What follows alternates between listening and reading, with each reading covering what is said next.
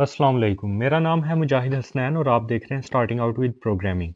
इस लेक्चर के अंदर हम डिस्कस करेंगे फर्स्ट प्रोसेस ग्रुप यानी कि इनिशिएटिंग को, या फिर उसको हम डिफाइनिंग भी बोलते हैं। ये दोनों नाम इसी के ही हैं। अच्छा, जो फर्स्ट प्रोसेस ग्रुप है ना इनिशिएटिंग, इसका मतलब है कि कोई एक प्रोजेक्ट जो है ना वो इनिशिएट हुआ है, और इसके इनिशिएट होने का ये मतलब होगा कि जब उसको कंसिडर किया जा रहा होगा, यानी अभी वो फुली लॉन्च नहीं होगा, कंप्लीटली जो है ना वो लॉन्च नहीं हो रहा होगा, बल्कि अभी उसको कंसिडर किया जा रहा है। अब कंसिडर किस लिहाज से किया जा रहा है? इस लिहाज से किया जा रहा है, हो सकता है कि उसने कोई नीड जो है ना वो फुलफिल करनी हो, तो उस नीड को फुलफिल करने के लिए जो है ना उसको कंसिडर किया जा रहा होगा। तो इनिशिएटिंग प्रोसेस ग्रुप क्या है कि जब किसी प्रोजेक्ट को कंसिडर किया जा रहा होता है किसी नीड को फुलफिल करने के लिए, तो उस प्रोसेस को क्या बोलते हैं कि ये इनिशिएटिंग या डिफाइनिंग प्रोसेस है। अब वो नीड क्या हो सकती है? कोई प्रॉब्लम सॉल्व करना हो सकती है, किसी अपॉर्चुनिटी को जो है ना कैप्चर या ग्रैब करना हो सकता है, कोई प्रॉफिट जो है वो हो सकता है, या फिर किसी एग्जिस्टिंग इन्वायरमेंट को इम्प्रूव करना हो सकता है, या फिर कोई ऑलरेडी एक प्रोसेस चल रहा है उस प्रोसेस को स्पीड अप करना है, या फिर उसको मोर एफिशिएंट बनाना है। अगर आपको याद हो तो ये जो प्रोसेस ग्रुप हैं ये क्या है, ये एक लूप में चलते हैं, यानी साइकिल में चलते हैं ये, यानी ये दोबारा से जो है ना इनको हम रिपीट कर सकते हैं। तो हमारे पास ये जो 5 प्रोसेस ग्रुप्स हैं, इनको हम रिपीट भी कर सकते हैं। फॉर एग्जांपल अगर हम जो है ना वो प्लानिंग वाले प्रोसेस पे हैं, और प्लानिंग वाला जो प्रोसेस है वो बहुत ज़्यादा टाइम ले रहा है, इनिशिएटिंग के बाद हम क्या करते हैं, प्लानिंग करते हैं।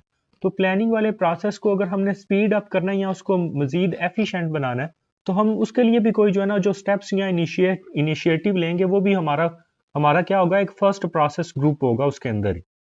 तो इसको हम किसी और प्रोसेस ग्रुप को जो है ना फास्ट करने के लिए या एफिशिएंट बनाने के लिए भी यूज कर सकते हैं। इनिशिएटिंग की स्टेज के ऊपर जो है ना जो प्रोजेक्ट मैनेजर होगा ना, प्रोजेक्ट मैनेजर जो है उसके लिए लाजमी है कि वो अंडरस्टैंड करे कि प्रोजेक्ट क्यों ज़रूरी है, क्यों इसको बनाना ज़रूरी है।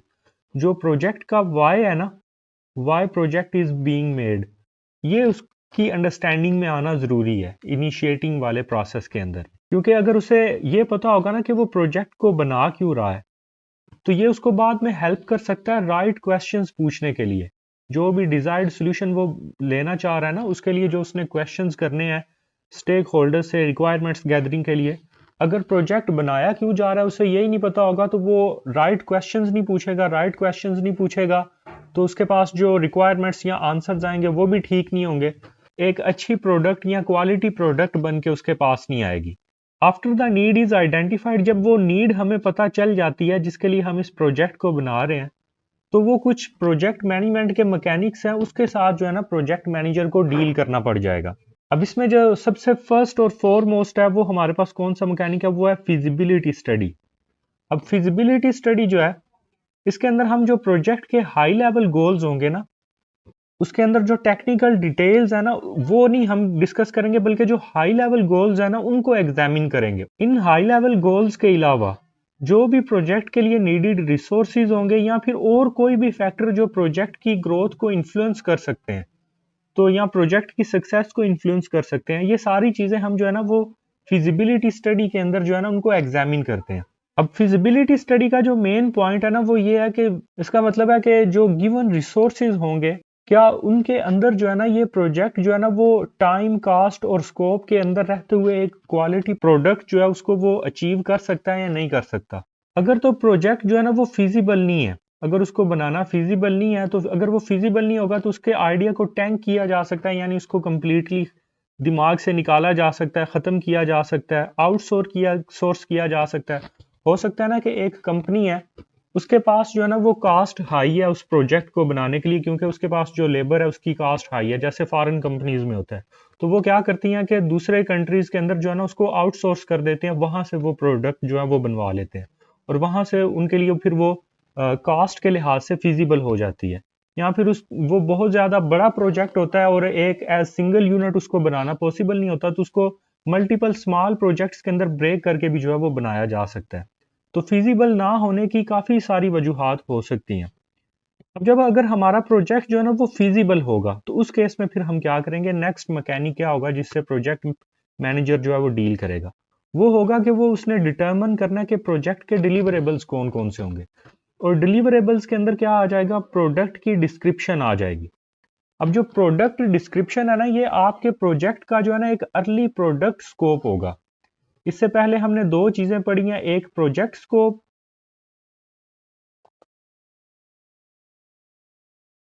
और एक प्रोडक्ट स्कोप।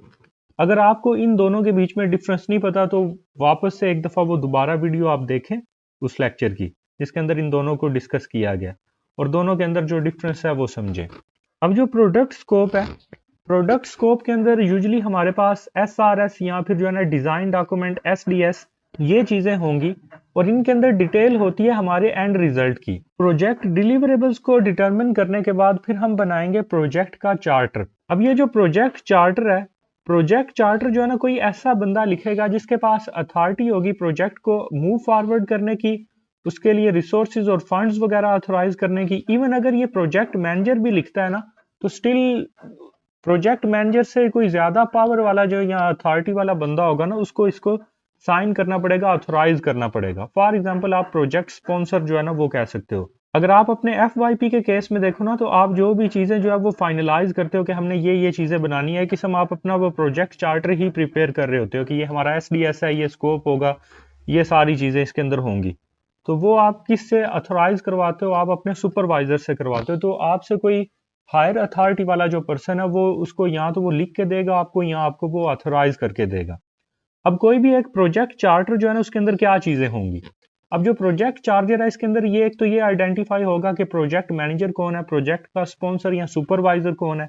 उसके अलावा जो प्रोजेक्ट चार्टर है ये प्रोजेक्ट मैनेजर को ऑथराइज करता है कि वो रिसोर्सेज स्पेंड कर सके प्रोजेक्ट के ऊपर।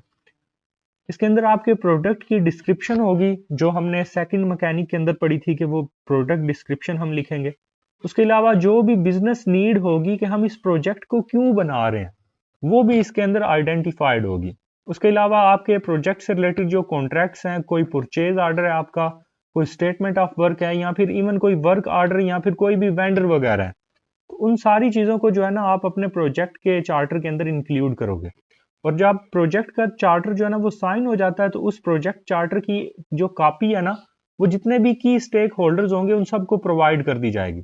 आपके FYP के केस के अंदर क्या होता है कि आप अपनी एक कॉपी जो है वो अपने सुपरवाइजर को देते हो, एक कॉपी जो है वो आप एक्सटर्नल एग्जामिनर के लिए जो है ना वो यूनिवर्सिटी भिजवा देते हो, और फिर एक कॉपी जो है ना आप जिस दिन आपका वाइवा होगा आप उस दिन के लिए भी रखोगे। तो जितने भी आपके की स्टेक होल्डर्स हैं उन सब के लिए एक कॉपी होगी। और अगर आपके FYP में भी प्रॉपरली चीजें फॉलो की जाएं तो एक कॉपी जो है ना वो आपने अपने कॉलेज की लाइब्रेरी में भी रखवानी होती है अपनी डॉक्यूमेंटेशन की। खैर ये होता कोई नहीं, अमूमन आज तक कभी किसी ने नहीं दी अपनी कॉपी लाइब्रेरी को। आई होप सो आपको लेक्चर की अच्छे से समझ आ गई होगी। मजीद लेक्चर्स के लिए चैनल को सब्सक्राइब कर लें और बेल आइकन को भी हिट कर लें। शुक्रिया।